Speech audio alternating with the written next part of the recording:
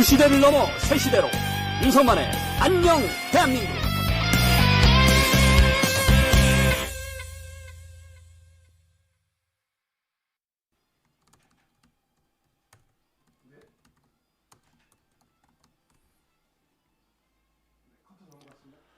네, 시청자 여러분 안녕하십니까? 5월 7일 윤석만의 안녕 대한민국 방송 시작하겠습니다.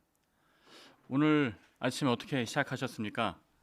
우리 한동훈 국민먼저 캠프는 오늘 오후에 해단식이 있습니다. 그래서 한동훈 대표도 참석을 할 예정이고요. 그리고 그동안 함께 고생했던 친한계 의원들과 우리 캠프에 함께 했었던 식구들도 모두 모일 예정입니다. 자, 현장에 오셔도 좋고요. 오시지 못하는 분들은 또 우리 또 멋진 한동훈 삼촌님이나 또 윤 PD님, 또 종이의 TV님 이런 분들이 함께 라이브를 생중계해 주실 걸로 알고 있습니다. 그래서 그분들 통해서 우리 모두 함께 축제처럼 즐길 수 있는 분위기 됐으면 좋겠습니다. 왜냐하면 이게 끝이 아니고 이게 시작이니까요. 네. 제가 방송 들어오기 전에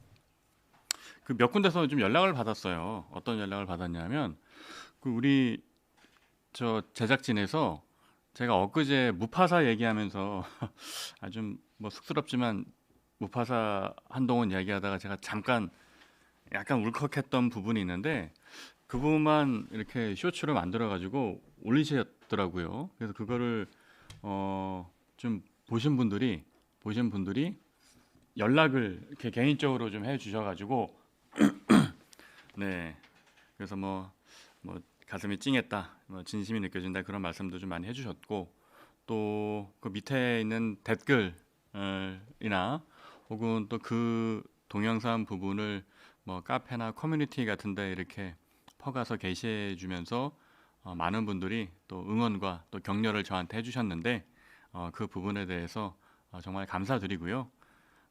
앞으로도 더욱 한동훈 대표와 함께 좋은 정치, 멋진 정치 해나가는데 제가 그 미랄이 되도록 하겠습니다. 고맙습니다. 네, 그래서 시청자 여러분도 벌써 말씀해 주시네요. 피어나님, 저도 울컥했어요. 그리고 조정남님, 윤석만님 건강 조심. 조정남님, 제가 대학 다닐 때 그 정치사회학 수업 들었던 교수님이 조정남 교수님이셨는데 혹시 그분은 아니시겠죠? 네, 어쨌든 성함만 들어도 이제 반갑습니다. 그리고 꽃빛님, 우린 희망을 갖고 한동훈을 기다립니다. 엄영경님, 울컥, 나도 울컥 눈물 났어요. 지지자들 다 같은 마음 사랑합니다. 고맙습니다. 여러분이 보내주시는 응원과 지지를 동력 삼아서 오늘도 뉴스엔진 달려보겠습니다. 어제 라방이 또 화제가 됐는데 저는 좀 웃겼던 게 뭐냐면 커피를 어제 보신 분 알 거예요. 커피를 마시면서 그 소파에다가 커피를 계속 놓고 얘기를 어제 한동훈 대표가 하더라고요. 좀 불안불안했거든요. 이게 소파라는 게 이게 푹신푹신한 데잖아요. 푹신푹신한 데다 이렇게 커피를 얹어 놓으면 저거 쏟아지는 거 아니야라고 생각했는데 결국은 어제 한동훈 대표가 사고를 치셨습니다. 커피를 쏟고 이제 더 재밌는 점은 커피를 쏟은 다음에 이걸 대체하는 과정에서 이걸 좀 꼼꼼하게 닦지 않고 아마 그냥 슥슥 닦은 것 같습니다. 그래서 대충 닦고 거기에 그냥 앉아버리는 바람에 아마 커피가 또 바지에 묻은 거 아닌가 하고 많은 시청자분들이 또 무료를 해주셨는데 아무래도 이제 한동훈 대표 입장에서도 조금 약간 당황했던 것 같아요. 갑자기 커피를 쏟으니까. 그래서 사실 저는 이런 면도 어떤 그 지도자가 이렇게 일상적인 모습을 보이는 거, 그리고 사실 사람이기 때문에 누구나 실수를 할 수 있잖아요. 그리고 무엇보다 한동훈 대표는 사람이 되게 뭐든 잘하고 못하는 게 없을 것 같고 이렇게 완벽해 보이는데 가끔 저렇게 보이는 그 허당미, 길도 잘 못 찾아가고 그런 허당미가 어떻게 보면 우리 국민들과 더 가까워질 수 있는 그런 좋은 접점이 아닌가 생각이 듭니다. 그래서 제가 그 방송을 보다 말고 이제 문자를 보냈습니다. 이 커피 쏟은 거 너무 웃기다라는 문자를 보냈더니 이제 방송 끝나고 이제 흐흐 하고 이제 뭐 웃으면서 이렇게 답장을 보내주셨는데 예 어쨌든 시청자 여러분들께서 그런 부분까지 또 이렇게 재밌게 또 봐주시니까 왜냐하면 혹시 뭐 반대로 생각하는 분들도 있을 수 있거든요. 아니 그거를 처음부터 왜 커피를 요 쟁반을 깔고 놓던지 해야지 이걸 소파에 놔가지고 조심성이 없다 이렇게 비판할 수도 있는데 근데 그러지 않고 또 많은 시청자분들이 그런 분들을 좀 재밌게 봐주셨어요. 그래서 박수현님 표현 너무 웃기네요. 진짜 손이 많이 가는 스타일. 아, 또 이응님 손이 가요 손이가 마미 가요 마미가. 와 이거 거의 광고 문구인데요. 손이 가요 손이가 마미 가요 마미가 이런 옛날에 CM송이 있지 않았나요? 손이 가요 손이가 마미 가요 마미가. 야 이거 하나로 이렇게 만들면 재밌겠습니다. 우리 동료 시민 여러분 중에 제주 있으신 분들 많잖아요. 이런 걸로 그 커피 쏟는 영상 쇼츠로 해서 하나 방금 노래 이렇게 얹어가지고 하나 만들면 재밌겠습니다. 뭐 재능 있는 분들의 기부를 부탁드립니다. 네. 어제 어쨌든 유튜브 라이브도 재밌었다. 네. 그리고 어제 그제 유튜브 라이브가 상당히 지금 화제가 되고 있어요. 그래서 이전까지는 아마 제 기억에 35만 정도가 최고 기록이었는데 그저께 거는 80만 넘은 걸로 알고 있고 어제 것도 이제 한 70만 정도 되는 걸로 알고 있습니다. 네. 박혜순님, 이건 제가 꼭 읽어드리고 싶네요. 박혜숙님, 윤성만님 노래 잘하신다. 크크. 이 잘하신다는 것까지는 알겠는데 크크는 뭡니까? 네? 제가 사실은 박치예요. 노래를 하면 노래방 가서 이렇게 노래를 부르잖아요. 그러면 이 색깔 변하지 않습니까? 가사가 그 색깔 변화를 따라가는 게 좀 어렵습니다. 어렵고 그리고 저는 이제 90년대 문화를 향유했던 세대지 않습니까? X세대니까. 그래서 요즘 노래 들어보면 이제 공기반 소리반이라고 하잖아요. 근데 저는 그런 공기반 소리반 같은 노래는 잘 못 불러요. 그러니까 그 여러분 혹시 90년대 가수 중에 박정운이라고 아세요? 그 일찍 좀 돌아가셔서 좀 안타까운 가수인데 박정운. 네, 오늘 같은 밤 그리고 먼 훗날에란 노래 부르신 분인데 그래서 저는 그런 노래를 좀 뭐라 그럴까 뭐 잘했다고 하기는 뭐하고 그런 노래가 저한테는 좀 어울렸어요. 그냥 이렇게 생목으로 이렇게 내지르는 노래 있죠. 그래서 그런 노래를 저는 좋아했는데 어쨌든 저는 박치입니다.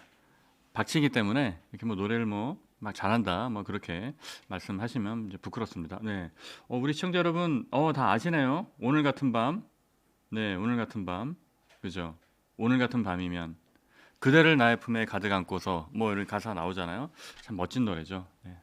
그 박정훈님 뭐 좀 일찍 돌아가셨는데 참 그 고인의 명봉을 다시 한번 좀 빌어봅니다. 자 오늘 논평은 일단 단일화 문제부터 시작을 해보겠습니다. 첫 번째 기사 띄워주시겠습니까? 제가 사실은 그 한동훈 대표의 라방이라든가 뭐 한동훈 대표하고 있었던 이야기라든가 이런 얘기만 한 시간 내내 하면 저도 말하기 쉬운데 근데 그런 이야기만 할 수는 없죠. 왜냐하면 우리가 정확하게 우리 정치 사회가 돌아가는 거를 알아야 되니까. 그죠? 이 정치 사회가 돌아가는 이 이슈의 중심에서 우리는 이것을 어떤 입장과 어떤 관점을 가지고 볼 것이냐. 어떤 점을 비판할 것이냐. 어떻게 우리가 논리적으로 대응할 것이냐. 이 이야기를 하는 것이 매우 중요합니다. 앞서 말씀드렸지만 뭐 한동훈 대표하고 있었던 이야기, 한동훈 대표의 라방 이야기, 뭐 그런 이야기들만 이렇게 썰을 푼다고 하면 방송하기 쉽죠. 그리고 아마 여러분도 재밌어 하실 수 있을 거예요. 그러면 근데 우리는 그냥 팬클럽이 아니잖아요. 연예인 팬클럽이 아니잖아요.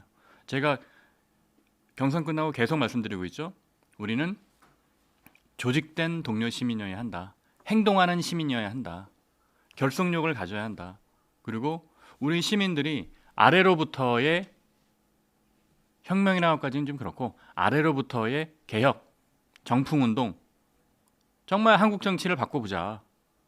지금 한번 생각해 보세요. 민주당이든 국민의힘이든 이게 제대로 된 정치 세력입니까?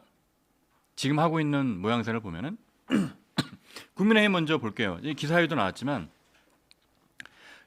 김문수, 한덕수 오늘 단일화 담판. 저는 누구를 편들고 싶진 않아요. 이 상황에서 누구를 편들고 싶진 않은데 저는 둘 다 문제가 있다고 봐요. 문제가 있는데 가장 큰 문제는 누구한테 있냐? 국민의힘 지도부에 있습니다. 이 판을 만들어 놓은 게 국민의힘 지도부입니다. 제가 오늘 방송 들어오기 전에 대기를 하면서 이제 페이스북에 글을 하나 올렸어요. 어떤 글을 올렸냐 하면 페이스북에다가 여러분 입추지지라는 말 많이 들어보셨죠? 입추지지. 이제 입추의 여지가 없다. 뭐 그렇게 풀어 쓰는데 제가 페이스북에 어떤 글을 올렸냐 하면 잠깐 읽어볼게요. 입추지지라는 말이 있다.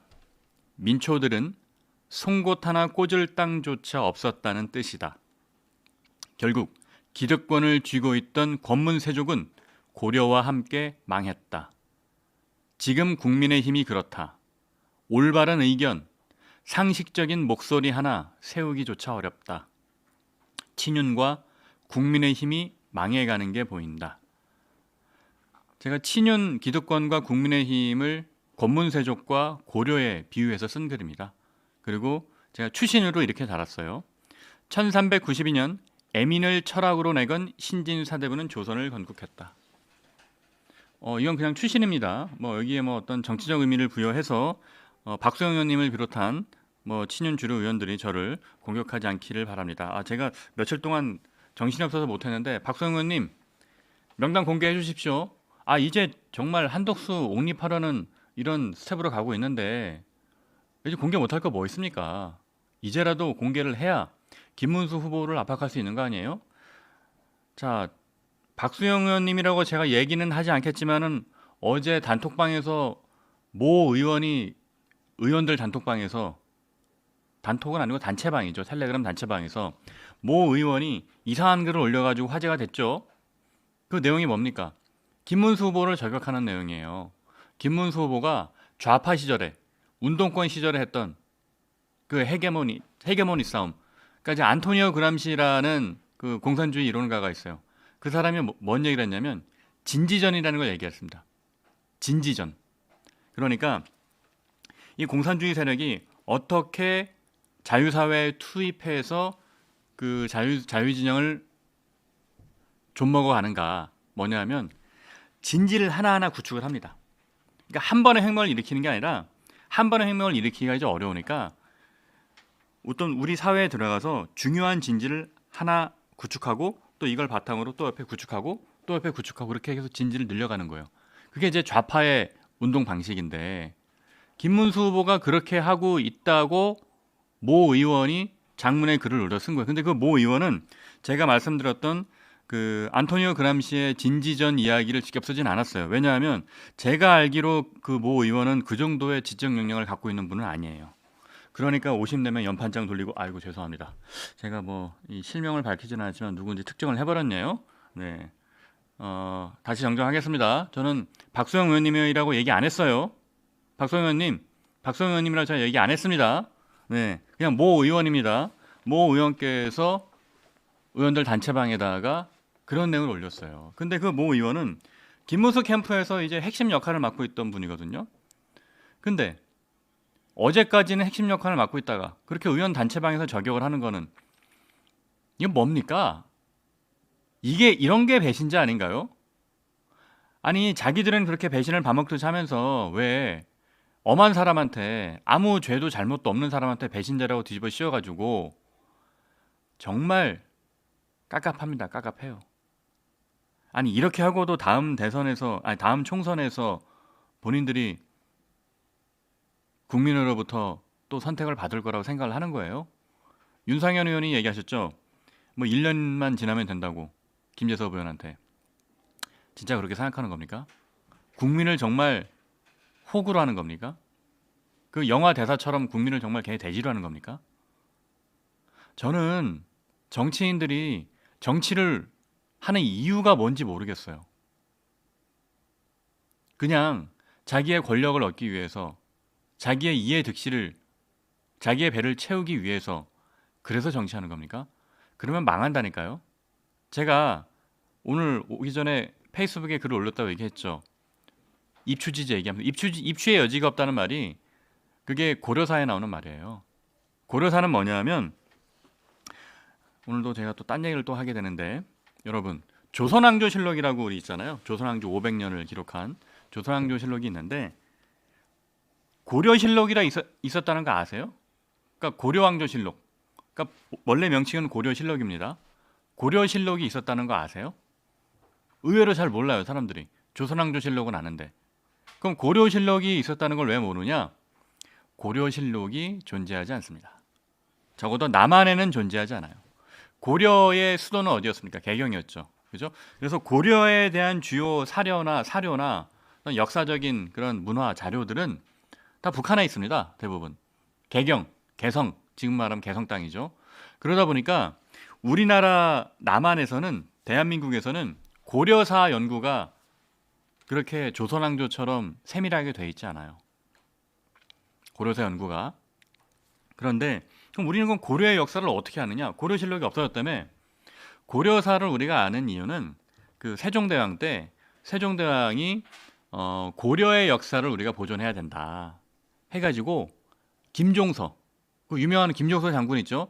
근데 김종서 우리가 장군으로 알고 있는데 김종서 사실은 문인입니다. 영의정까지 하신 문인인데 김종서한테 세종대왕이 고려사를 편찬해라 라고 한 거예요. 그래서 고려실록을 가져다가 아이고 우리 또 피디는 또 이렇게 재빠르게 제 페이스북을 던져 또 캡처해서 띄워주셨네요. 네, 저게 그 얘기예요. 제가 아까 쓴 그 얘기예요. 그래서 고려사를 편찬하라고 얘기를 했어요. 이거는 이제 알쓸신잡처럼 역사 얘기를 드립니다. 재밌는 얘기예요. 제가 사실은 뭐 이 내용을 가지고도 이제 좀 그 몇 년 동안 소설을 쓰고 있는데 진척이 잘 안 되고 있는 얘기도 한데 김종서가 세종대왕의 명을 받들어 가지고 고려실록을 가지고 고려사를 씁니다. 원래는 이제 충주서고에 있는 판본을 가지고 이제 쓰기 시작을 했는데 고려사가 단종 때 완성이 됩니다. 단종 때 완성이 되고 근데 김종서가 어떻게 됩니까? 김종서가 수양대군에 의해서 암살당하잖아요. 죽잖아요. 그죠? 그리고 고려사가 세상에 나오긴 했지만 당시 기록에 따르면 고려사는 고려실록의 절반밖에 안 된대요. 내용이. 그러니까 고려실록에 있던 내용을 절반으로 취약하면서 절반의 고려 역사는 사라진 거죠.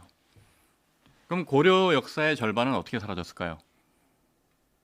그러니까 당시 조선을 건국했던 신진 사대부는 고려의 역사를 지우고 조선의 명분, 신진 사대부를 건국한 명분을 세워야 했잖아요. 그래서 고려에 좋았던 기억은 아무래도 쳐내지 않았을까? 뭐 그렇게 생각을 합니다. 그게 이제 역사 속의 미스터리고 과연 그럼 고려실록은 어디 갔는가? 그 사라진 고려실록의 향방을 찾는 스토리가 제가 몇 년 동안 구상해왔던 소설의 내용인데 제가 한 챕터 써서 아직도 못 쓰고 있습니다. 네. 근데 혹시 제가 먼저 이렇게 얘기했다고 또 누가 이 아이디어를 가지고 먼저 쓰셔도 뭐 상관은 없지만은 네, 그래도 제가 먼저 이게 찜해놨다라는 거 좀 말씀드립니다. 자, 그럼 제가 이 이야기를 드린 이유는 뭐냐면 신진사대부는 우리가 대표적으로 아는 사람이 정도전이죠. 그죠? 정도전과 반대되는 세력이 있어요. 그 당시에 정몽주입니다. 선주교에서 피를 흘리며 죽은 정몽주. 그죠? 정몽주하고 정도전이 서로 반대되는 입장에 있었잖아요. 정몽주는 고려를 지켜야 된다. 그죠? 그래서 저는 정몽주에게 최후의 고려인이라는 별명을 제가 지어줬습니다. 그리고 정도전에게는 최초의 조선인이라는 제목을 제가 지어줬습니다. 그리고 제 책에도 이게 나와요. 이 내용이 예전에 썼던 슈마트 싱킹이라는 책에. 그래서 최후의 고려인, 최초의 조선인 정도전은 그럼 처음부터 반목을 했느냐? 아니에요. 두 사람은 나이 차이가 제법 났지만 절친이었습니다. 그 고려 말기에도 성리학이 이제 들어왔어요. 성리학이 들어와서 정몽주와 정도전이 한 스승 밑에서 공부를 한 이제 형제는 아니고 그걸 뭐라 그럽니까? 동문서학한 사이였습니다. 네. 그래서 되게 친하게 지냈죠. 그래서 이들은 성리학을 바탕으로 한 성리학의 핵심이 뭡니까? 애민정신이에요. 애민정신. 네. 백성을 위하는 그거를 바탕으로 한 새로운 어떤 사회를 꿈꾼 겁니다. 근데 꿈을 꾸는 방식이 정몽주는 고려라는 틀 안에서 하기를 원했고 정도전은 고려를 무너뜨리고 새로운 나라를 세우기를 원했던 겁니다. 그러다 보니까 신진사대부 입장에서는 정몽주가 큰 걸림돌이었던 거예요. 왜냐하면 정몽주는 당시 지식인의 표상이었고 당시 정치인으로서 아주 존경받는 이 거두였습니다. 그래서 이방원이 암살을 한 거죠. 정적을 제거한 거죠. 그랬는데 어쨌든 정몽주와 정도전의 철학은 같았습니다. 다만 방식에 있어서 고려를 무너뜨리고 새로운 나라를 세울 거냐 말 거냐 그 차이가 있었던 거죠. 그러면 이 두 사람이 생각했었던 정치 철학과 비전은 뭐냐? 애민정신입니다. 애민. 백성을 위하는 것. 그러니까 기득권과 권력을 쥔 사람들을 위하는 것이 아니고 백성을 위하는 것이 철학이었던 거예요. 그리고 그 애민정신을 가장 잘 구현했던 왕이 세종대왕이었습니다. 세종대왕은 어려서부터 그런 교육을 많이 받은 거예요. 그러니까 정도전의 철학이 뭐냐면 이 왕권국가에서 일종의 플라톤이 얘기했던 천연정치 같은 겁니다. 왕권이라는 거는 복불복이다. 이 고려의 역사를 보니까 이 좋은 왕이 나왔을 때는 나라가 태평성대하고 이상한 왕이 나오면은 나라가 위기로 우리도 마찬가지. 우리도 대통령이 이상한 사람이 대통령이 되면 힘들잖아요. 그 윤석열 대통령이 그 비상계엄 그 말도 안 되는 짓을 해가지고 지금 얼마나 힘듭니까? 지금 중소 상인들은 연말 특수도 누려야 되는데 연말 특수도 못 누리고 연말에 장사 안 됐던 게 지금까지 여파가 있어서 아직까지도 장사가 안 되고 힘들어요. 우리 국민들도 얼마나 스트레스 받고 어려워요. 그죠? 그 리더를 잘 뽑아야 되는 겁니다. 그래서 정도전이 생각했던 건 뭐냐면 왕을 잘 교육시켜야 된다. 왕을 교육 잘 시켜야 그 왕이 정치를 잘 펼 수 있다. 그래가지고 어려서부터 왕이 될 제목들한테 왕세자들한테 교육을 시킵니다. 뭐 사서삼경부터 해가지고 교육을 시켜요. 그래서 그 왕이 정말 좋은 정치를 펼 수 있게 한다. 이게 플라톤의 천연정치랑 똑같은 겁니다. 그게 바로 신진사대부가 생각했었던 애민을 구현하는 핵심 방법이에요. 그런데 자 아까 기사로 다시 가볼게요. 그런데 지금 우리 정치판은 어떻습니까? 이러고 있어요. 어떤 비전과 철학을 얘기하는 게 아니라 답답합니다. 권영세, 권성동 지도부가 문제죠. 아니 이렇게 단일화를 압박할 거면은 뭐하러 경선을 했습니까? 김문수 후보의 입장도 이해가 돼요. 아니 절차적인 정당성에 따라 경선을 통해서 선출된 후보를 선출된 그날 저녁에 가서 단일화라고 얘기했다는 거 아닙니까? 나오는 이야기가 잉크도 마르기 전에. 그러면 김문수 후보 입장에서는 당연히 기분 나쁘죠. 그죠? 그리고 한덕수 후보는 이 제정신입니까? 한덕수 후보는 국무총리였잖아요. 나라를 안정적으로 이끌어갈 책임이 있던 사람이고 그리고 한동훈 후보가 분명히 얘기했습니다. 경선 시작되기 전에 대권 출마 생각 있으면 입당하셔서 공정하게 경선을 하자라고 얘기했는데 그때는 아무 말 안 하고 입 싹 닫고 있다가 그죠? 최종 경선 얼마 앞두고 광주 가가지고 여러분 저도 호남 사람입니다. 사랑합시다. 한덕수 후보가 무슨 공약했는지 기억 하나도 안 나요. 을에 대선 후보가 되면 일정이라는 게 있습니다. 어느 장소에 뭘 가서 메시지를 내고 어떤 공약을 내고. 근데 한덕수 후보 지금 한 게 뭐 있습니까? 여러분하고 저도 호남 사람입니다 밖에 기억이 안 나요. 그리고 한간에 들려오는 얘기는 돈 아까워서 일정을 안 잡는다는 이야기도 있어요. 예전에 이제 반기문 전 유엔 사무총장이 자기 돈 써가면서 유세해 보니까 하루에 1억씩 들어가더라. 뭐 그건 사실 좀 약간 과한 것 같아요. 뭐 1억씩 그렇게 들어가진 않을 텐데. 어쨌든 한덕수 후보가 돈 아까워서 지금 아무것도 안 하고 있는다는 얘기도 있어요. 그리고 계속 김문수 후보한테 바지가랑이 붙잡고 단일화하자, 단일화하자. 이거는 정말 나라를 꽁으로 날로 먹으려는 심보 아닙니까? 노역이죠. 불공정하죠. 꼼수죠. 부전승이죠. 이걸 국민들이 뭐라 보겠어요? 이 진흙탕 싸움에서. 김문수 후보도 그렇다고 잘한 거 없어요. 왜? 경선 때 뭐 했어요? 을지문덕 얘기하면서 단일화하겠다. 오늘 홍준표 후보가 페이스북에 아침에 글을 올렸습니다. 뭐라고 올렸냐면 이 국민의힘 돌아가는 판에 대해서 비판을 한 거였습니다. 그러면서 김문수 후보에 대해서도 비판을 했어요. 어떻게? 홍준표 후보가 자기가 원래는 앞서가고 있었는데 김문수 후보가 단일화 얘기를 막 꺼내면서 그러면서 그걸 이용해서 경선에 올라갔다. 그러니까 김문수 후보도 그런 책임이 있는 거예요.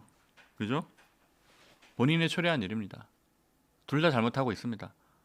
그런데 잘못의 경중을 따진다면 국민의힘 지도부가 제일 잘못했습니다. 다음 기사 보겠습니다.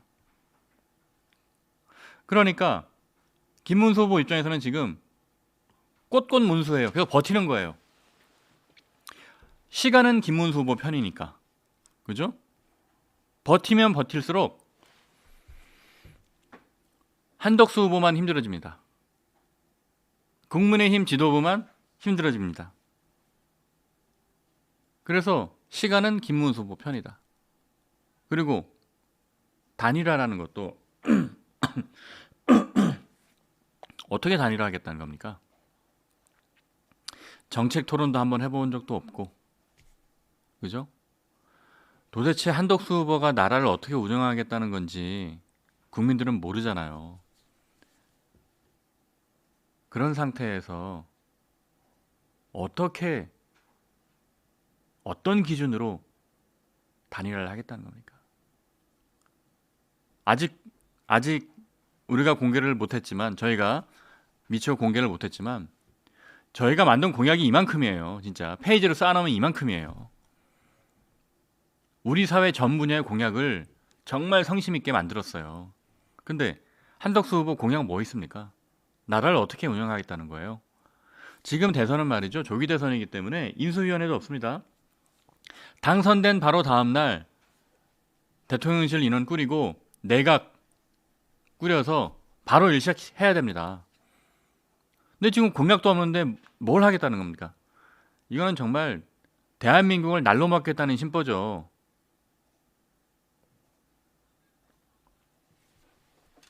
깝깝합니다. 다음 기사 보겠습니다. 이런 와중에 김문수 후보로 하던 한덕수 후보로 하던 20%로 집니다. 20%. 20%로 지면 이거는 역대급 참패입니다. 지난 대선에서 윤석열 후보가 이재명 후보를 0.7%로 이겼어요. 0.7%, 1% 차이도 안 돼요. 0.7%. 근데 20%로 지잖아요? 그러면 이재명 민주당이 어떻게 하겠습니까? 얼마나 국민의힘을 우습게 보겠어요. 얼마나 보수, 우리 중도를 마음대로 좌지우지 하겠습니까? 20% 차이로 지면 이거는 국민의힘은 그냥 망했다고 봐야 됩니다.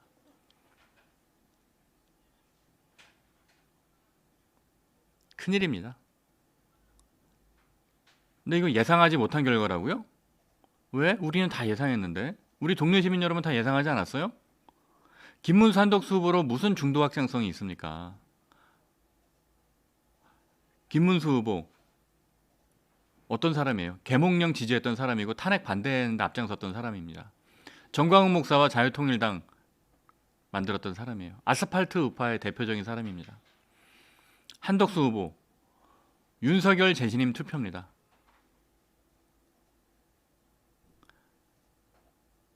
이런 정신 상태를 가지고 어떻게 대선에서 이깁니까? 국민들은 바보가 아니에요. 국민들은 미래를 선택합니다. 그러니까 우리가 대선하고 총선은 좀 성격이 다릅니다. 여태까지의 총선은 주로 이제 정권을 시판하는, 그러니까 과거 회기적인 성향이 있었고요. 대선 같은 경우는 미래를 봅니다. 앞으로의 미래를 어떻게 이끌어갈 것인가. 그게 더 중요해요. 그러니까 상대방에 대한 네거티브 공격도 물론 효과가 있지만 더 중요한 건 미래 비전이에요. 앞으로 대한민국을 어떻게 이끌어갈 것인가. 김문수 한덕수로는 미래가 없다고 국민 다수가 생각하고 있어요. 근데 이걸 가지고 무슨 뭘 하겠다는 겁니까? 다음 기사 보죠. 자, 단일화했을 때 누가 더 좋느냐라고 질문했더니 한덕수 27%, 김문수 25%. 2%도 차이 안 납니다. 오차범위 아니에요. 그러니까 김문수 후보가 버티는 이유예요. 한덕수 후보가 압도적으로 여론에서 앞서가면 김문수 후보도 할 말이 없죠. 근데 둘이 오차범위에 있다니까요. 어떤 조사는 김문수 후보가 더 높게 나와요.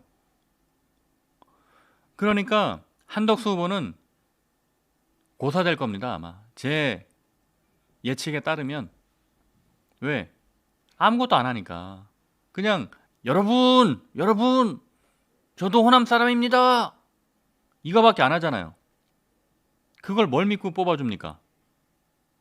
그리고 뭐 정대철, 손학규, 이낙연만 만나고 다니는데 국민의힘에서 왜 민주당 그러니까 한덕수 후보는 이게 설명을 하려면 참 이 스텝이 엉켜요.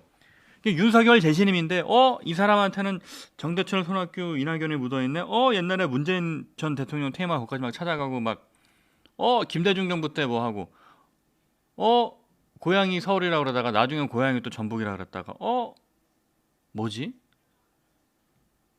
그러니까 그 한덕수 후보에 대해서는 뭔가 설명을 하다 보면 자꾸 스텝이 꼬여요. 이 사람은 인생을 어떻게 살아온 건지 모르겠지만 하도 그냥 왔다 갔다 하고 살아가지고.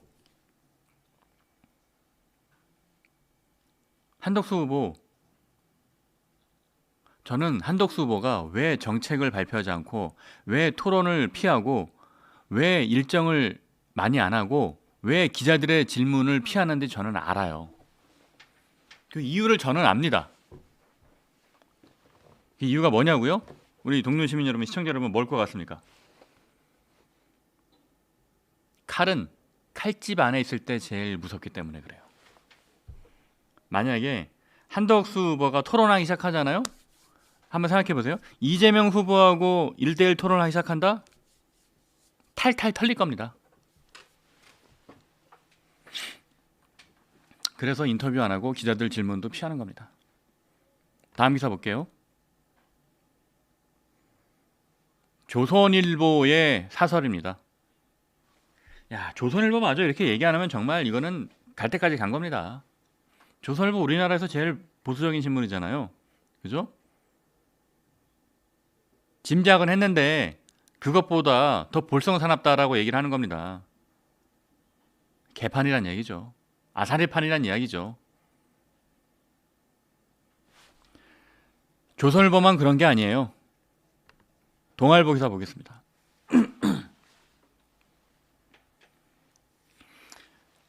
동아일보 기사도 그래요. 이게 단일화를 한다는 거냐, 교체를 한다는 거냐. 지금 지도부 사이에서 자꾸 김문수 후보가 이런 식으로 단일화를 안 하면 교체해야 된다. 그런 얘기까지 나왔어요. 그래서 김문수 후보가 뭐라고 얘기했냐면 정당한 대선 후보인 나를 강제로 끌어내리려는 시도다 라고까지 얘기한 겁니다. 그러니까 이제 김 후보는 이럴 거면 경선을 왜 3번이나 했냐 라고 비판하는 거죠. 그죠? 그러니까 동아일보도 사설에서 이렇게 쓰고 있습니다. 이게 단일화를 한다는 건지 후보 교체를 한다는 건지 헷갈린다. 경선 절차를 거쳐서 최종 후보를 뽑아놓고는 곧장 흔들기에 나선 당 지도부나 경선 때는 단일화에 적극 나설 것처럼 얘기하다가 후보가 된 뒤 미온적으로 돌아선 김 후보나 독인 객인이다. 아까 제가 했던 이야기죠. 근데 책임의 문제를 따진다면 국민의힘 지도부가 더 큰 책임이 있습니다. 왜? 이렇게 될 줄 알면서도 다 기획을 했으니까. 이렇게 될 줄 몰랐다면 그거는 정말 멍청한 거죠. 멍청한 겁니다. 이렇게 될 줄 몰랐다고 얘기한다면. 나는 김문수 후보가 이렇게 세게 나올 줄 몰랐는데 이렇게 뽑아놓으면 김문수 후보가 단일화 한다고 하니까 바로 한덕수하고 단일화 해가지고 한덕수가 우리의 후보가 될 줄 알았는데 라고 생각했다면 정말 멍청한 겁니다. 권영세 비대위원장님, 박수영 의원님 54명의 명단 공개해 주십시오. 자, 54명의 명단 공개해 주십시오. 그 텔레그램 단체방에 그런 이상한 글만 올리지 마시고. 아이고 죄송합니다. 제가 박수영 의원이 썼다는 얘기를 안 하고 싶었는데 박수영 의원님 그러지 마십시오. 54명 명단이나 공개하십시오. 자, 그래서 다음 기사 조선일보 칼럼 내용 보겠습니다. 조선일보 정우상 칼럼, 정우상 논설위원이죠. 정우상 저 언론계 선배이신 이 정우상 선배가 쓰긴 했지만 계엄 용서 구해야 진짜 대선 시작된다. 정우상 논설위원의 이 칼럼 제목을 가지고 얘기를 한다면 진짜 대선 시작 못하고 그냥 끝날 겁니다. 왜? 계엄의 용서를 구한다. 누가요? 누가 계엄의 용서를 구합니까? 김문수 후보는 계몽령을 지지하던 사람이고 탄핵을 반대하던 사람이고 김문수 후보가 뜬 거는 그거잖아요. 사과하라는데 사과 안 하고 꼿꼿하게 딱 앉아 있었던 거. 계엄령에 대해서 사과 안 하고 꼿꼿하게 앉아 있었잖아요. 계몽령이라고 생각했으니까. 그러면 김문수 후보가 사과를 하겠습니까? 계엄에 대해서 용서하겠습니까? 용서를 구하겠습니까? 용서를 구한다고 한들 그걸 어느 국민이 그걸 진심으로 받아들이겠습니까? 김문수 후보는 계엄을 계몽령이라고 생각을 하고 탄핵을 반대한다는 사람들의 지지를 받아서 대통령 후보가 된 거잖아요. 그러면 그 사람의 정체성이란 게 있는데 계엄에 대해서 어떻게 용서를 구해요? 용서를 구한다고 한들 악어의 눈물이죠. 아무도 안 믿죠. 그러면 한덕수 후보가 계엄에 대해서 용서를 구한다? 한덕수 후보는 도대체 뭘 했는데요? 한덕수 후보는 계엄에 책임이 있는 사람입니다. 자기가 국무회의 때 말렸다고요? 안 된다 그랬다고요? 그게 변명이지. 뭘 제대로 말렸겠습니까? 윤석열 정부 3년 동안 윤석열 정부가 실정하는 동안 대통령한테 직을 한번 제대로 해본 적이 있어요? 직을 걸고서라도 대통령님 저 못 받겠습니다 하고 강하게 해본 적이 있어요? 국민 아무도 모르잖아요. 그래 놓고서는 뭘 어떻게 합니까? 이것은 정우상 논설위원이 착각하고 있는 겁니다. 계엄 용서 못 구합니다. 구해도 국민들이 진심으로 받아들이지 않아요. 그럼 진짜 대선 시정 못해요. 그럼 끝. 그럼 대선 끝. 깝깝하죠. 그런 답답한 마음에 이런 칼럼을 썼을 거라는 마음 저도 100분 이해합니다. 하지만 안 될 거예요. 불가능합니다. 자, 이 칼럼의 마지막 부분 제가 한번 볼게요. 윤석열 전 대통령과 그리고 김문수 후보, 한덕수 후보가 계엄에 대해 국민 앞에 용서를 구한 뒤에 친윤 세력들이 무대 뒤로 퇴장해야 된다. 그래야만 된다. 그러면 운동장 밖으로 나간 한동훈, 홍준표도 원팀이 될 수 있다. 근데 계엄을 사과하지 않는다니까요. 사과를 해도 국민이 진심으로 받아들이지 않는다니까요. 악어의 눈물일 뿐이니까. 친윤 지도부가 경선판을 그런 식으로 설계를 하고 그렇게 꼼수를 써서 경선판을 만들고 더 큰 꼼수를 써서 한덕수를 부전승으로 올리려고 하는 그런 친윤의 계략이 그때부터 이미 끝난 겁니다. 그렇게 해놓고 이재명한테 정권 갖다 바치고 자기들이 당권을 잡겠다? 이게 을사늑약으로 나라 팔아먹은 친일파하고 뭐가 다릅니까? 이완용하고 뭐가 다릅니까? 국민의힘과 보수 정치라는 또 보수 지지자들을 다 팔아먹고 이재명 정권에 갖다 바치는 거 아니에요? 이재명한테 국가를 갖다 바치는 거 아니냐고요. 친윤 세력들이, 친윤 기득권들이 자기들이 꼴랑 그 당권 잡겠다고 나라 팔아먹은 거 아닙니까? 친일파와 뭐가 다릅니까?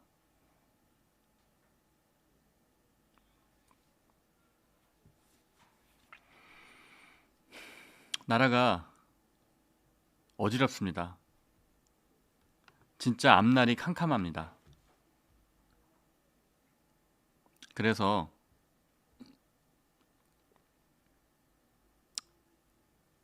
우리 동료 시민들이 3.1 운동하는 마음으로 뭉쳐야 돼요. 나라를 구해야 됩니다. 이재명의 나라가 됐을 때 벌써부터 눈앞이 캄캄합니다. 대한민국의 시계를 저는 30년 전 40년으로 돌려놓을 것 같아서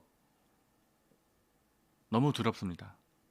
그런데 그거를 막아야 할 국민의힘 기득권과 친윤 세력은 오히려 국민의힘과 보수정치를 팔아먹었어요. 일본이라는 제국주의에 대한제국을 팔아먹은 친일파 앞잡이들과 저는 다를 게 없다고 생각합니다. 그래서 우리는 아래로부터의 정치개혁 운동이 필요합니다. 정말 국민을 위한 정치, 권문세족을 비판하고 기득권을 타파하고 애민정신, 민심을 받들 수 있는 그런 새로운 정치가 저는 필요하다고 생각합니다. 오늘도 많은 시청자분들께서 봐주시는데요. 네, 3,500명, 3,600명 되시는 분들이 함께 해주시고 계십니다. 여기 계신 동료 시민들의 힘이면 정말 바꿀 수 있어요. 오늘 한동훈 대표가 해단식에서 이제 플랫폼에 대해서 발표를 할 텐데 개요에 대해서 발표를 할 겁니다. 그러면 그 내용을 바탕으로 해서 우리 동료 시민 여러분들이 이제 우리 서로 결집하고 또 행동하고 정말 나라를 살리기 위한 그런 정치개혁, 그런 목소리를 낼 수 있었으면 좋겠습니다. 그리고 당원 배가 운동 계속 좀 부탁드리고요. 당원 배가 운동은 다른 게 아니에요. 당원 배가 운동은 정말 국민의힘이 정치적인 대안 세력으로서 바로 설 수 있게 합리적이고 상식적인 분들이 정말 국민의힘을 많이 사랑하고 아껴달라, 그런 뜻에서 하는 말입니다. 네, 다른 친윤 기득권 세력분들 다른 오해하지 마십시오. 네, 오해하지 마십시오. 국민의힘을 위한 길입니다. 당원이 많아져야 좋은 거 아니겠습니까? 우리는 민주당보다도 당원이 훨씬 적으니까. 네, 여러 시청자 여러분들께서 또 좋은 의견 많이 올려주셨습니다. 시청자분들께서 말씀해 주시는 이야기들도 저희가 잘 반영을 해서 우리가 정치 개혁하는데 큰 자양분으로 쓰겠습니다. 뻐꾹 할머니님, 오늘 해단식 때 울지 마시고 한동훈 대통령 되시면 그때 기쁨의 눈물을 흘립시다. 네, 뭐 우리 동료 시민 여러분들께 하는 말씀이겠죠. 뭐 저한테 하는 얘기는 아니시죠? 저 이렇게 막 많이 울고 눈물 흘리고 그런 스타일은 아닙니다. 저 MBTI가 ENTJ입니다. 네. 자, 신정혜님, 지금까지는 타 후보 비판을 자제하고 우리 한우모님 응원으로 돌리고 있었는데 유인태 씨의 한덕수가 헷가닥 했나보다라고 한 발언에 100% 공감합니다. 어쩌지 국짐은 윤모 씨와 함께 이모식이 도움이 아닌지요. 그런 것 같아요. 지금 이재명 정권을 창출하는데 도와주고 있는 것 같아요. 윤석열 전 대통령도 국민의힘 지도부도 친윤 기득권들도 이재명 대통령 만들기에 도움을 주고 있는 것 같습니다. 참 안타까운 일이네요. 네. 국민의힘이 이렇게 간다면 저는 우리의 미래가 없다고 생각합니다. 그래도 국민의힘은 역사가 있는 정당이에요. 대한민국을 세우고 대한민국을 발전시키고 우리는 다시 자존심을 세워야 됩니다. 지금 부끄럽잖아요, 되게. 국민의힘을 보고 있기가. 그 부끄러움을 자신감으로 바꿀 수 있게 우리가 노력을 해야 됩니다. 우리 동료 시민들이 한동훈 대표와 함께 또 상식적인 목소리를 낼 수 있는 많은 분들과 함께 그런 일을 해주실 수 있을 거라고 생각을 합니다. 자, 오늘 광고 말씀 하나 드릴게요. 원래 10시부터 김혜승 앵커가 진행하는 뉴스 사랑방이 예정돼 있죠. 오늘은 특별히 제가 게스트로 참여합니다. 그래서 우리 동료 시민 여러분 10분만 쉬었다가 10시부터 다시 김혜승 앵커와 함께 제가 김혜승 앵커가 앵커를 하고 제가 게스트로 참여하는 10시 뉴스 사랑방 이어지니까요. 잠깐만 쉬셨다가 10시에 다시 뵙겠습니다. 윤석만의 안녕 대한민국은 여기서 마치지만 10시에 김혜승 앵커와 저 윤석만도 함께 다시 돌아오겠습니다. 고맙습니다.